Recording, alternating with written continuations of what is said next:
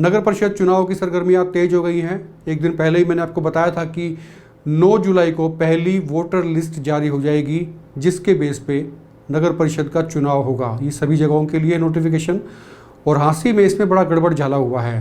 जो सूचनाएं मिल रही हैं वो ये हैं कि चुनाव लड़ने वाले और चुनाव लड़वाने वाले इन दोनों ने ही बीएलओज की मिलीभगत से वोटर्स का हेरफेर किया है, वोटर्स को इधर से उधर कर दिया है। कई वार्डों में वोटर्स को भेज दिया गया है जिन वार्डों से उनका ताल्लुक भी नहीं था। तो कुल मिलाकर 9 तारीख के बाद में ये पन्ने खुलेंगे। अपनी अपनी लिस्ट अच्छे से संभाल लें, और ख़ास करके जागरूक मतदाताओं से भी मेरी गुजारिश है, मेरा उनसे निवेदन है और मेरी उनको सलाह भी है कि वो अपने नाम उन लिस्ट में चेक कर लें जिस वार्ड में वो रहते हैं, क्योंकि ये हो सकता है कि बड़े पैमाने पर नामों को काट दिया गया है, नामों को फेरबदल कर दिया गया है। मसलन वार्ड नंबर 3 में वार्ड नंबर 4 के लोगों को भेज दिया गया है, वार्ड नंबर 7 के लोगों को वार्ड नंबर 5 में भेज दिया गया है।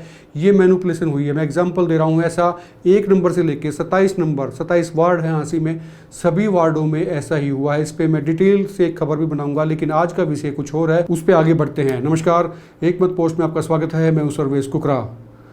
बड़ी खबर यह है कि अब हरियाणा में बीजेपी और जेजेपी ने ये मंथन शुरू कर दिया है कि गठबंधन तो चुनाव लड़ेगा, लेकिन कहां कहां कौन कौन लड़ेगा, इस बात पर विचार शुरू हो गया है। और इसी सिलसिले में आज मैं हांसी नगर परिषद की बात करूंगा।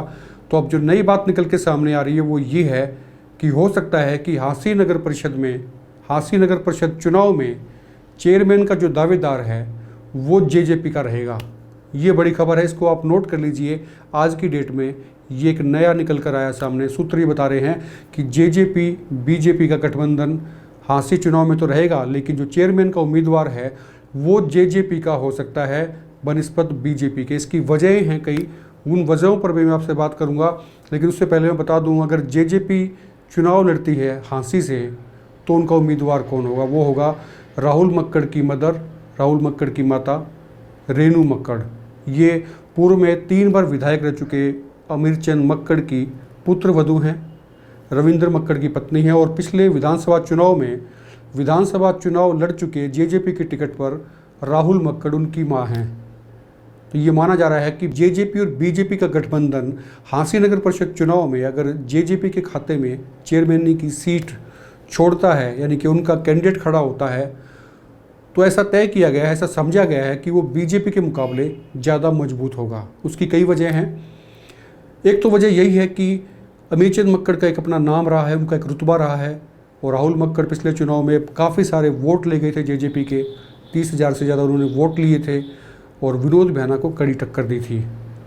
और दूसरी बात यह है कि रेणु मक्कड़ के साथ में शहर के लोगों की सिंपैथी है, पंजाबी वोटर्स यहाँ पर ज़्यादा हैं अगर एक कास्ट की बात करें तो, ऐसे में ये भी उनकी तरफ एक वजन झुकता है। और तीसरी बात यह है कि जो विनोद भैना की खिलाफत है यहाँ पर, हालांकि वो बीजेपी के विधायक हैं, बावजूद उसके उनकी जो खिलाफत करने वाले लोग हैं, जो खिलाफत करने वाली लॉबी है, वो खिलाफत करने वाली लॉबी भी विनोद भैना के जो अब तक के कैंडिडेट हैं, अब तक के जो कैंडिडेट माने जा रहे हैं सूटकेस वाले साहब, उनके मुकाबले रेणु मक्कड़ को ज़्यादा सपोर्ट कर सकती है। ये माना जा रहा है कि रमन भैना भी नगर परिषद चेयरमैन का चुनाव लड़ सकते हैं। तो ऐसे में जेजेपी बीजेपी इस बात पर मंथन करेगी, मंथन हो भी रहा है। और ये सीट अगर जेजेपी के खाते में आती है तो ये आप तय मान लीजिए कि राहुल मक्कड़ की मदर, उनकी माता रेणु मक्कड़ को चुनाव में उतारा जा सकता है बीजेपी जेजेपी के संयुक्त उम्मीदवार के तौर पर। उनकी पर्सनल खिलाफत कम होगी, लिहाजा सीधी सी बात है, टक्कर फिर तिकोनी हो सकती है। तिकोनी मैं इसलिए कह रहा हूँ कि अगर वो खड़ी होती हैं तो आप ये मान लीजिए कि परवीन इलाहाबादी का पत्ता कट सकता है। और ऐसे में 3 बड़े उम्मीदवार मैदान में होंगे, रेणु मक्कड़ होंगी, रमन भैना होंगे, और तीसरे कांग्रेस के उम्मीदवार होंगे। वो कोई भी हो सकता है।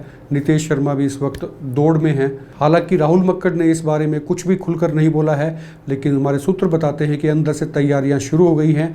और जब तक चुनाव की डेट नहीं आती है, तारीख नहीं आती है, तब तक अंदर खाते उनका जनसंपर्क अभियान अभी जारी है। रात को मीटिंग्स हो रही हैं और अपने करीबियों से उनकी लंबी बैठकें भी हो चुकी हैं।